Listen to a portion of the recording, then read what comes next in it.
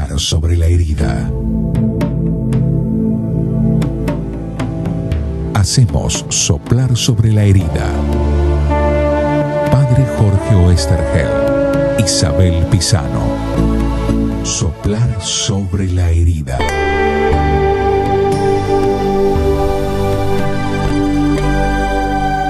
Bueno, de hecho la cultura en la que vivimos hace desaparecer la muerte. Por un lado es una cultura que mata todo el tiempo y por otro lado invita a no pensar en la muerte y a dejar eso como una mala onda a la que no hay que ni siquiera nombrar. Auspician este programa.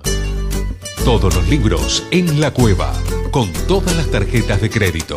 Avenida Arias 2354, Castelar.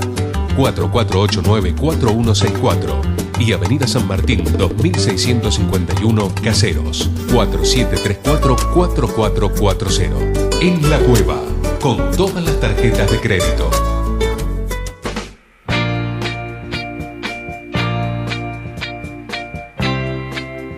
Hola, ¿cómo les va? Estamos nuevamente compartiendo Soplar sobre la herida. Estoy como siempre con Isabel Pisano. ¿Cómo estás, Isa? Bien, esperando siempre, siempre digo lo mismo, pero la realidad es que siempre estoy esperando. Estoy esperando qué reflexiones van brotando. Hacemos y van brotando, sí. El tema nos lo marca los tiempos que estamos viviendo, la Pascua de Resurrección, pero para hablar de la Pascua hay que hablar de la muerte y de la pasión de Jesús. Y en este programa en el que tratamos siempre de ver el Evangelio desde nuestra realidad cotidiana y viendo de qué manera lo que encontramos en esos textos y en esos acontecimientos nos sirven para nuestra vida, también tenemos que mirar ese momento culminante de la vida de Jesús, que es, bueno, su muerte, su resurrección posterior. Sí. Una muerte que no es una muerte cualquiera, que es la muerte a la que él va llegando a fuerza de ser coherente con toda su predicación y con toda su enseñanza. Sí, lo cierto es que creo que los seres humanos, a pesar de que tenemos dos seguridades nada más, el haber nacido y el morir, esta última parte tratamos de no pensarla muchas veces. Y en esos temas, muchos, no digo que todos, y tampoco para estar repensándolo todo el día ni haciéndose la cabeza, ¿no? No tener miedo, diría yo, pero sin embargo, cuesta mucho hablar con ese desconocido que somos nosotros mismos, o interiorizarnos y pensarnos como seres que nacen y mueren, y disfrutar de esta vida que se nos da. Así es. Y nos cuesta mucho. Bueno, de hecho la cultura en la que vivimos hace desaparecer la muerte. Por un lado es una cultura que mata todo el tiempo y por otro lado invita a no pensar en la muerte y a dejar eso como una mala onda a la que no hay que ni siquiera nombrar. Pero forma parte de la vida. Y los cristianos desde nuestra fe vivimos nuestra vida sabiendo que caminamos más allá de esta muerte hacia el encuentro con Dios, y entonces la muerte forma parte de ese caminar. Y una de las cosas que, insistiendo quizás demasiado en otro tiempo en donde todo era trágico y había que vivir pensando en la muerte, una de las cosas que no hay que dejar de pensar es que, bueno, que esto forma parte de la realidad, porque hemos pasado de una cosa negativa en donde todo el tiempo los curas y la iglesia viven hablando de ojo, que te vas a morir, y te vas al cielo, te vas al infierno, todas esas cosas, a esto en donde parece que la muerte no existe. No, nosotros creemos en la vida, pero también creemos que pasamos por la muerte. Y de hecho, Jesús muere y muere en una cruz. Creo que lo que nos cuesta es pensar que tenemos un límite. Y si uno lo piensa desde tu reflexión, diría, y no tenemos un límite. Acá tenemos un límite. Si después...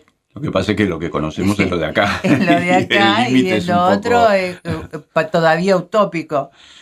Pero El Sí, hecho es de que verdad. Jesús realmente haya resucitado, como nos lo dice nuestra fe, es lo que nos muestra que hablar de otra vida no es solamente hablar de una ilusión, sino que es hablar de algo en lo cual tenemos un hecho concreto sobre el cual apoyarnos. Si Jesús no hubiera resucitado, hablar de otra vida, como hablan muchas religiones, es hablar de un deseo de otra vida. En el caso del cristiano que cree que Jesús resucitó, habla de la vida eterna a partir de un hecho concreto. La primera comunidad es una comunidad que se reúne en torno a esa certeza de haber encontrado a Jesús vivo. Y ahí nace la iglesia y ahí nace toda la fe cristiana.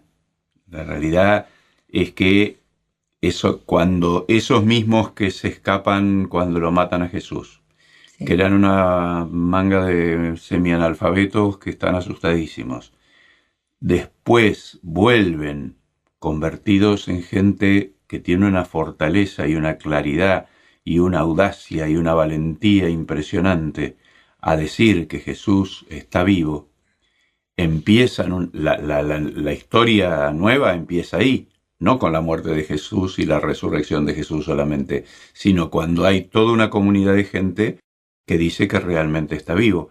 Ahí es donde empieza una historia nueva y es donde empieza la historia de la iglesia y la historia que estamos viviendo ahora, en donde un grupo de gente muy grande, al principio eran 4, no eran 12, 15, 20, no sé, hoy somos millones, creemos en la resurrección de Jesús.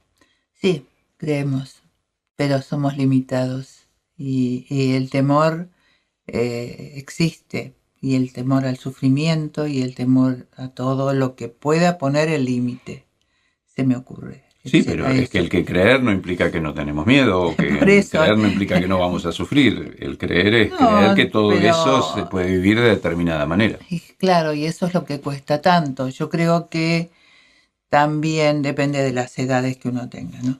Pero tanta aceleración de todo rápido, porque el hacer rápidamente las cosas todo el tiempo y el tener distracciones todo el tiempo es lo que impide que uno pueda pensar seriamente, no solamente en la muerte, sino en la vida que está llevando, en sus relaciones personales, en cómo es la vida para cada uno, que para algunos es durísima, y a veces para quien la vida es tan dura, esos son los que disfrutan de cada momento. Y sí. Y a veces los que llevan vidas que son un poco más livianas, digamos, por lo menos en algunas cosas, por lo menos lo económico, suponete vos, y no, porque entonces eso te da más facilidades y entonces pensás menos y... Vivís en la, ¿cómo se llama? En el entretenimiento, en la cultura del entretenimiento, sí. Y el no tocar la vida y vivirla al ritmo que la vida tiene, disfrutándola y padeciéndola sí. tal como es, claro. Y con la belleza y la tragedia que tiene. La vida no es, nunca es fácil, la vida siempre implica un desafío, sí. Te está pidiendo una respuesta, está esperando de vos algo, estás rodeado de gente que necesita cosas o que está esperando algo de vos. Entonces, responder a lo que te pide la vida es todo lo contrario de esta cultura del entretenimiento en donde nadie se hace cargo de nada. Así que vamos en este programa a reflexionar sobre un poquito más sobre esa pasión, esa muerte y esa resurrección de Jesús.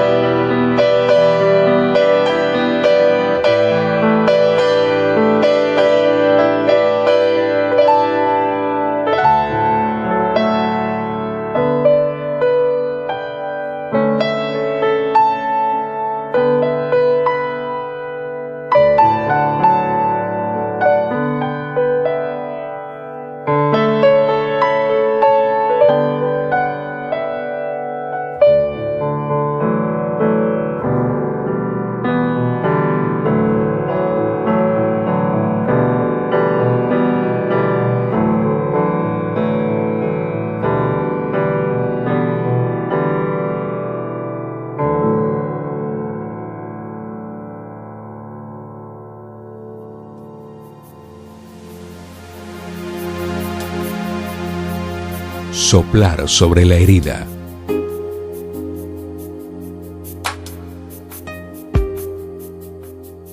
Lo que voy a leer es otro fragmento del pregón de Semana Santa de Pedro Cabrera y Cabrera. Para mí el Jueves Santo es mi madre, la más guapa de todas, con peineta y mantilla, subiendo hasta el lugar en donde la amargura se hace auxiliadora, el sufrimiento esperanza, la muerte enredadera de ausencias que te acompañan y te abrazan día y noche, sin descanso, susurrándote al oído, no estás sola. Y el perdón. El jueves es el perdón. El perdón tan difícil de pedir y más difícil aún de dar, pero tan necesario, tan humano y divino a un tiempo. El perdón que nos rescata, nos salva, nos devuelve a la vida de nuevo tras la guerra. Yo creo que a mí, a perdonar, me enseñó sobre todo mi padre. Cuando yo nací en el año 56, había un niño de apenas 9 años viviendo entre lobos en una sierra próxima, y hacía tan solo 17, desde que cautivo y desarmado el Ejército Rojo, las tropas nacionales habían cubierto sus últimos objetivos militares. Eso sobre el papel, porque de hecho en la sierra, junto a aquel niño salvaje vivían todavía los últimos restos de aquella espantosa guerra que en su terrible posguerra aún continuaba haciendo gotear sangre sobre nuestros campos. De modo que si quiero mirar de frente y de verdad la pasión de Pozoblanco, no puedo dejar mirar el sufrimiento de todos los cautivos, presos, vejados, torturados, ultrajados y asesinados que hay en nuestra historia colectiva como pueblo. Esto de recordar y pregonar la pasión y muerte de Jesús de Nazaret es una cosa muy seria, muy profunda, muy honda, que no admite medias tintas, ni quedarse en florituras, ni andar por las ramas de las candelarias, sino que exige tocar el fuego y hasta abrazarse en él, si así fuera preciso. Hay que nombrar los monstruos que aún llevamos escondidos por los adentros, sacar del desván del inconsciente colectivo los viejos fantasmas que nos siguen asustando de noche, y de esa forma librarnos de la inercia que nos hace seguir cayendo en sus añejas trampas. Exorcizar los demonios con el poder de Jesucristo y resucitar juntos, abrirnos al futuro como si fuera una mañana luminosa y radiante de domingo de Pascua.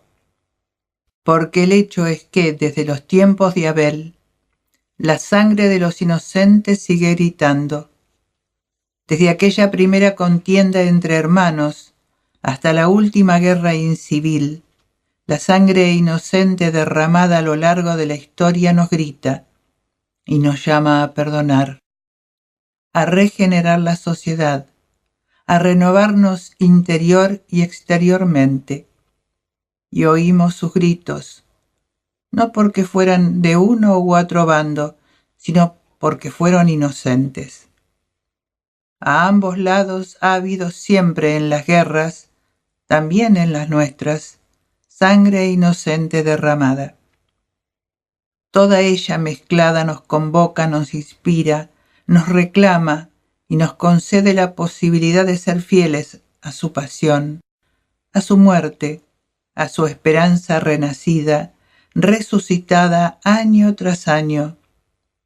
Viniendo del pasado nos entrega un futuro construido sobre cimientos sólidos, donde se mezclan la memoria, el perdón y la esperanza.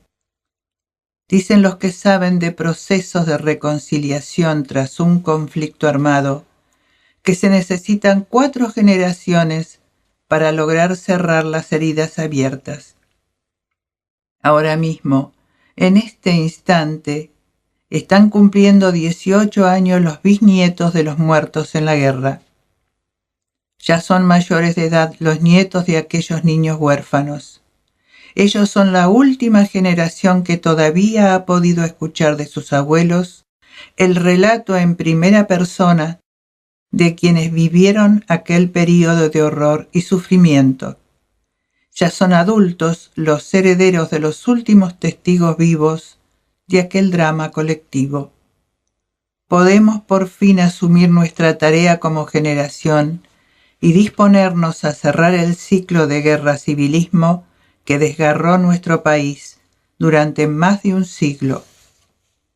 Yo no tengo la culpa de que al bucear en la vida, muerte y resurrección de Dios, que se hace hombre, me haya encontrado de bruces, asombrado, ante una realidad que no es teatro, ni representación, ni simulacro, sino vida encarnada de la que Él se ha hecho parte, y desde el que emerge vivo y transfigurado, tras el tabique endeble y al mismo tiempo firme, que puso un dique al odio y preservó para todos nosotros la imagen querida de Jesús Nazareno.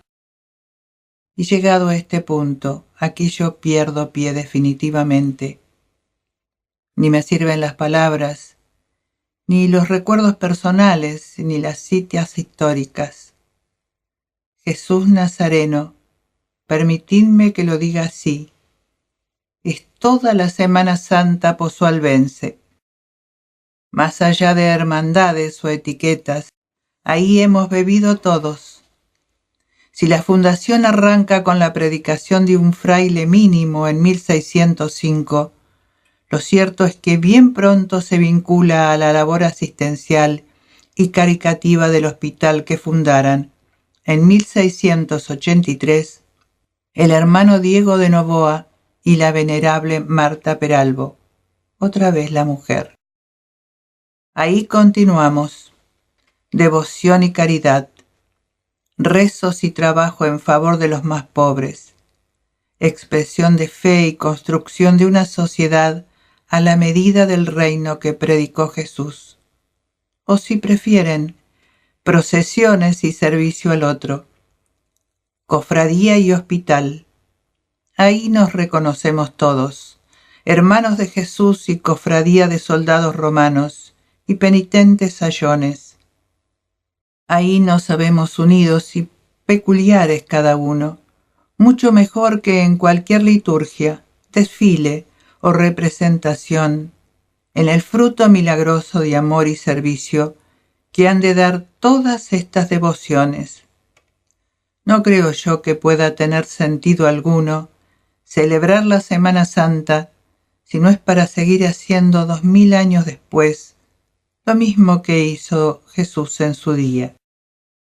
Anunciar la buena noticia del reino de Dios y curar las enfermedades y dolencias del pueblo. Esto fue un fragmento del pregón de Semana Santa de Pedro Cabrera y Cabrera.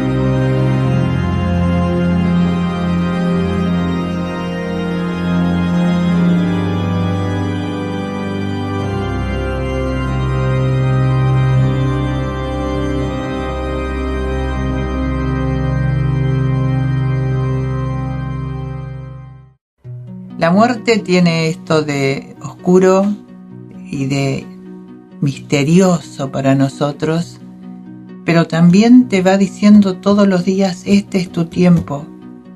No pienses para adelante, no pienses para atrás.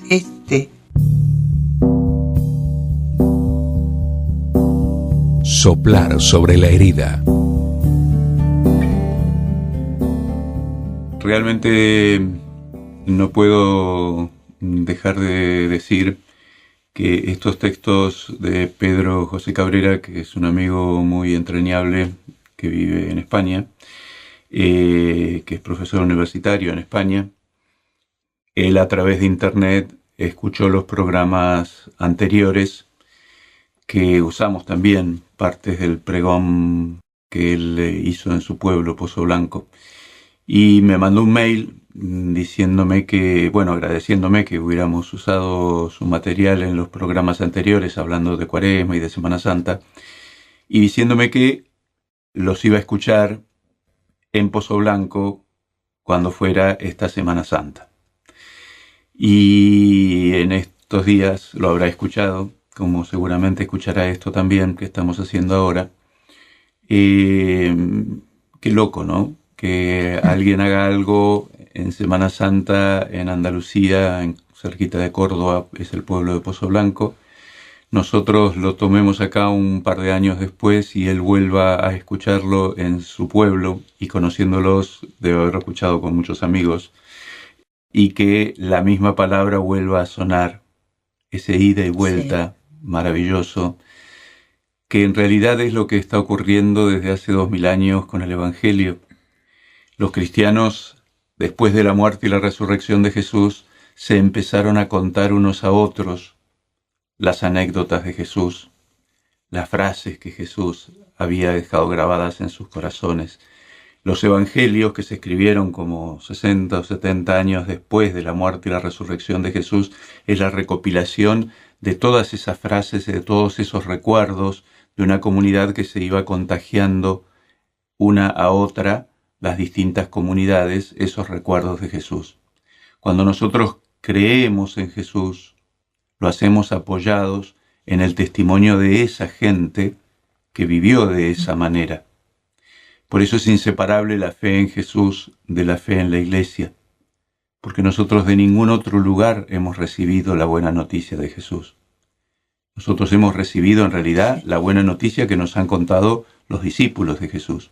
Y cada uno de nosotros ha recibido la buena noticia que recibió, la buena noticia la recibió a través de su abuela, a través de un catequista, pero todo esto está muy vivo. Todo esto son palabras que se transmiten de generación a generación, de amigos a amigos, de padres a hijos, y no estamos hablando de historia, estamos hablando de cosas muy, muy presentes. Sí, hablando de historia presentes, evidentemente, para Pedro, la Guerra Civil Española está muy presente. Uh-huh. De hecho, está muy presente en el pueblo español también todavía. Uh-huh. Y él plantea muy duramente el tema de la guerra. Uh-huh. Resultados, todo lo doloroso y todo lo inhumano que es la guerra. Pero inmediatamente habla del perdón. Y cuando uno piensa en la muerte, en el dolor, es curioso cómo el sufrimiento de alguien o la muerte de alguien le da un cierto tinte diferente a esa persona, con la que uno por ahí tenía unos conflictos enormes. Uh-huh. Pero en la medida en que lo ve sufrir o muere, lo rodea de un halo piadoso, diría yo. Uh-huh. Pero al mismo tiempo también he observado, y también lo he observado en mí, no hablo de los demás, es mi experiencia como persona, y entonces siento que a los demás le pasa, porque lo hablamos a veces. Si yo le hubiera dicho, si yo hubiera visto tal cosa, si me hubiera animado, o todas las cosas que uno siente que no hizo a su debido tiempo. Ujú. Entonces a veces esta sensación de culpa por no haber hecho, que a veces es posible y otras veces no es posible hacer, porque uno dice, uy, si lo hubiera llevado a lo de tal médico, lo hubiera llevado. Sí, La muerte viene, lo lleves a donde le lleves cuando está marcado ese día que Dios dice, bueno, vení conmigo, pero queda esta sensación de si yo hubiera dicho, si hubiera hecho, si me hubiera acordado a tiempo, queda esta sensación. Entonces, la muerte tiene esto de oscuro y de misterioso para nosotros, pero también te va diciendo todos los días, este es tu tiempo. No pienses para adelante, no pienses para atrás. Sí, lo que agrega Pedro es el drama de la guerra en Sí, pasado, pero en presente, y la necesidad de perdonar todo ese drama de la guerra, porque otra de las cosas que pasa con la muerte, o que puede pasar con la muerte, y sobre todo con los conflictos, sí. es que no nos quede esa sensación de, uy, lo que hubiera podido hacer, esa sensación piadosa, sino que nos quede mucha bronca. Mm. La historia nuestra también es una historia en la que hay guerras y dolores terribles. Si nosotros usamos la memoria para conservar viva la bronca, entonces esa pasión se sigue viviendo y se sigue transmitiendo de generación en generación, no como pasión de Jesús que abre al perdón, sino como bronca que no se puede acabar. Y lo que vamos transmitiendo de generación en generación es bronca. El planteo de Pedro es que después de 4 generaciones realmente termina el dolor de una guerra, porque ya las nuevas generaciones no lo han escuchado en primera persona. Pero termina si los que están transmitiendo la información están transmitiendo ganas de perdonar y están transmitiendo mensajes de reconciliación. Si no, se enquista y se convierte en una guerra que no termina nunca y en un odio que no termina nunca. Hay guerras, suponete la de Medio Oriente, para poner justamente Sí. una guerra que viene desde la época de Jesús, que desde hace 2000 años se conserva intacta porque se conserva intacto el odio de una generación a otra. Nosotros que hemos pasado por cosas terribles, pero mucho menos terribles que aquellas, tenemos que mirar muy despacito este mensaje que nos dice Pedro Cabrera y que nos dice el Evangelio. En realidad, Pedro lo que hace es repetir lo que hace el Evangelio. Sí. ¿Qué hacemos con ese dolor? ¿Vamos a perdonar o vamos a convertirlo en un dolor que no se termina nunca y en una guerra que se continúa en infinitas generaciones? Cada muerte y resurrección de nuestro Señor Jesucristo es una invitación a hacer con el dolor lo que hizo Jesús, que es que se acabara en él, no que se transmitiera para siempre a las nuevas generaciones. Y, como vos decís, hay que vivir en el presente, pero tenemos que vivir en el presente perdonando. Según cómo vivimos el presente, realmente las cosas se acaban. Si alimentamos el resentimiento, ni se acaba, no solo no se acaban, sino que se agrandan, porque se van convirtiendo en fantasmas, se van convirtiendo en cosas cada vez peores, en monstruos que cada vez alimentan más odio. La Pascua de Jesús, la muerte de Jesús entre los más descalificados de la historia, y la muerte de Jesús diciendo perdona, Señor, porque no saben lo que hacen, es una invitación a que cada uno de nosotros como país y cada uno de nosotros con la bronca que cada uno de nosotros haya tenido que vivir o padecer, realmente cada Pascua de la Resurrección se acabe y nos propongamos de verdad perdonarnos y perdonar a los demás. Estás hablando de guerras y de hechos masivos, diría, y sociales, pero eso sucede en las familias también. Exactamente. Los secretos familiares por un lado y estas broncas que van continuando de generación en generación hasta que alguien dice, ¿y por qué? Porque le viene la información, pero no la vivencia, porque no la tiene. Ujú. Y un día se plantea por qué. Y a lo mejor se encuentra con otro del otro bando que también le dice por qué. Y empieza ahí esta cosa de perdonarnos y de encontrarnos. A veces sucede fuertemente en algunas familias esto, de guardar rencores viejos que nunca se han mirado de frente, además. Ojalá esta Pascua nos sirva realmente para perdonar y para perdonarnos. Sí.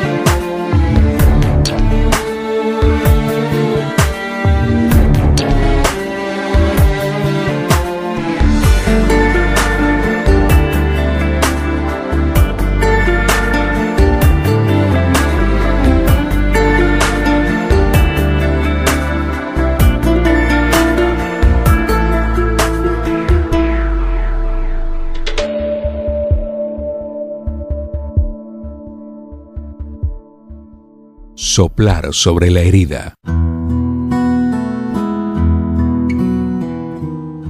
En el El último Evangelio. bloque hablamos del Evangelio. Hoy hemos El hablado del Evangelio. Evangelio todo el tiempo. Sí. Pero hay un momento especial que vos querías recordar. Yo pensaba que, ¿qué pasaría si lo crucificaran hoy a Jesús? Como crucifican a otros muchos, pero no de la misma forma. Pero Jesús, hoy, sería un espectáculo. Yo me imagino cámaras rodeando todo el hecho, y sería un espectáculo. Y cuando la muerte y el dolor se nos presentan como espectáculos, parece que fueran una ficción.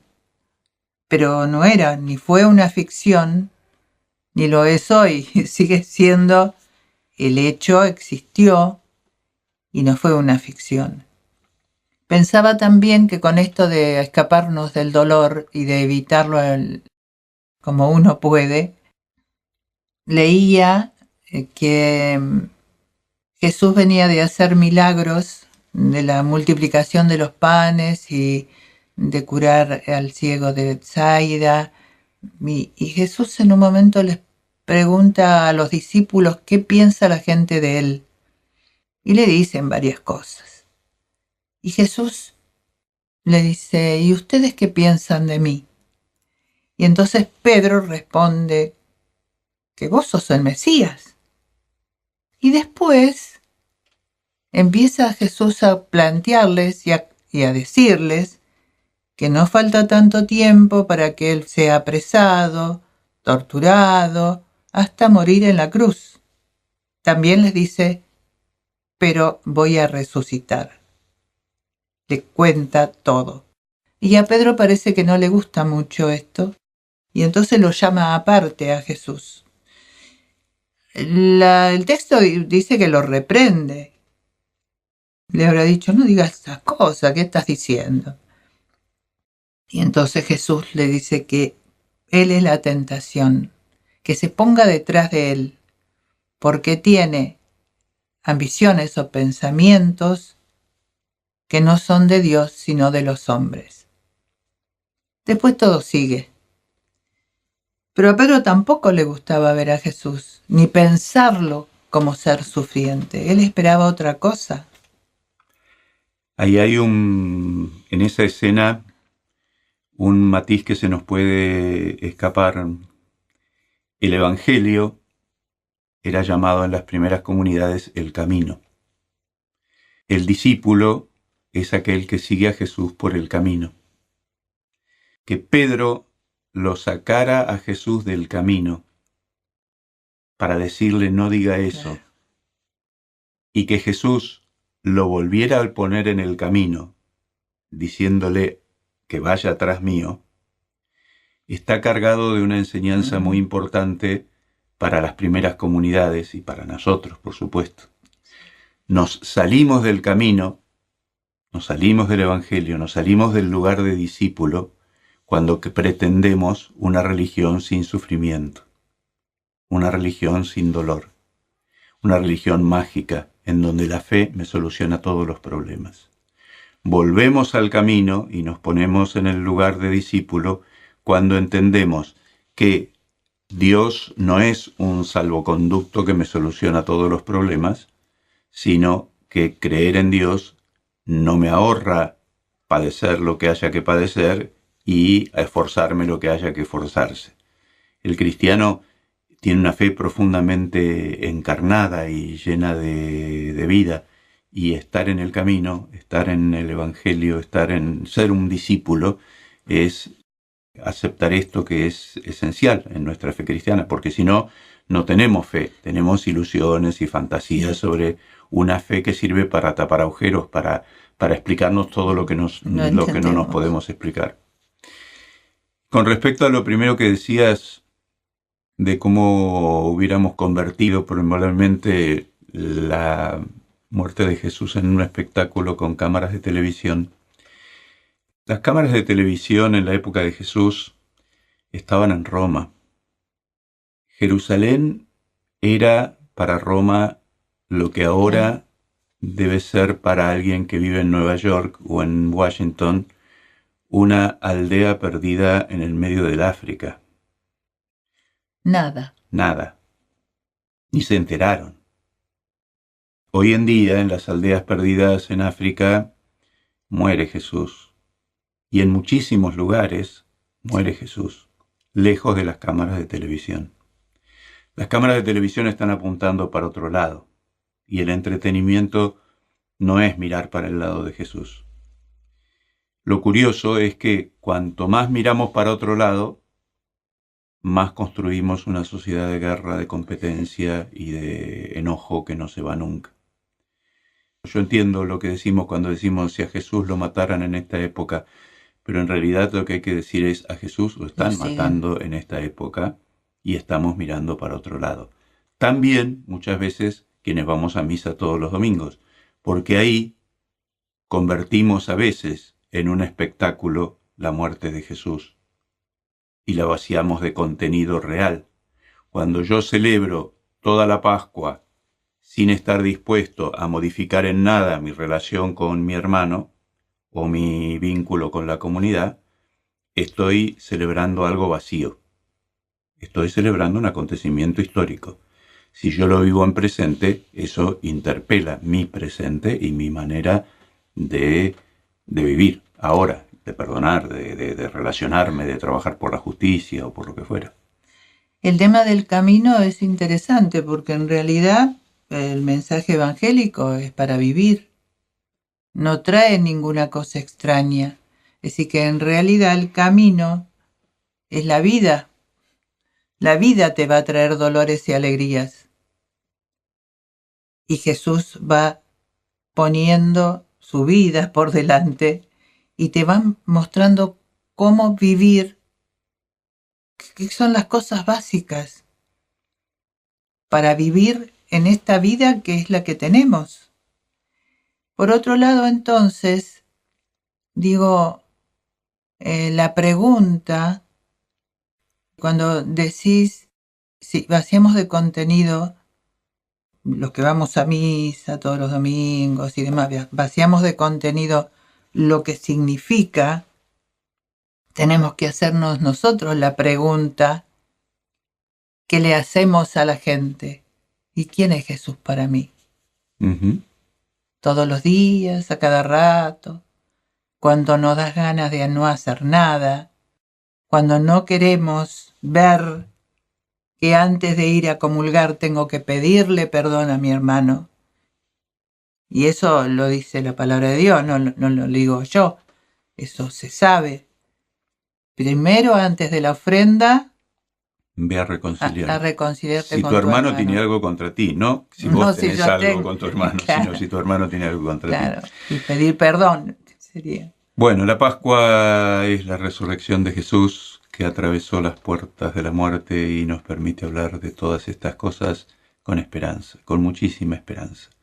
Es cierto que hay tantísimo dolor, tantísima guerra, tantísima injusticia, pero también en medio de esta historia hay inmenso amor, desde las madres que educan a sus hijos hasta los que dan la vida en donde fuera.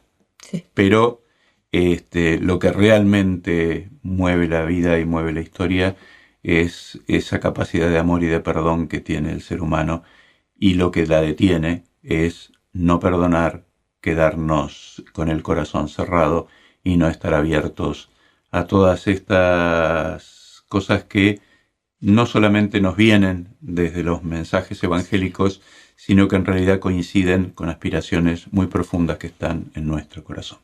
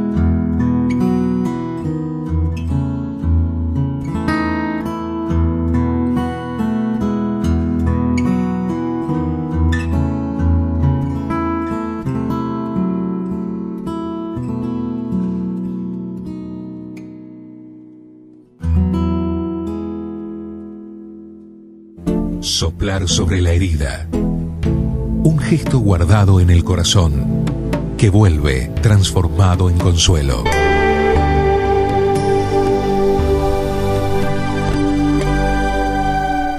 Estamos terminando otro programa de Soplar sobre la herida. Como siempre, es una alegría compartir con todos ustedes. Nos pueden encontrar en www.soplarsobrelarida.com. Estamos también en Facebook. Háganse amigos y sigan nuestros programas. Y les deseamos muy felices Pascuas a todos. Muy felices Pascuas. En paz y para seguir reflexionando, porque la vida sigue. Los invito para el próximo programa de Soplar sobre la herida. Muchas gracias. Hacemos Soplar sobre la herida. Padre Jorge Oesterheld, Isabel Pisano. Edición Enrique Di Masi. Soplar sobre la herida.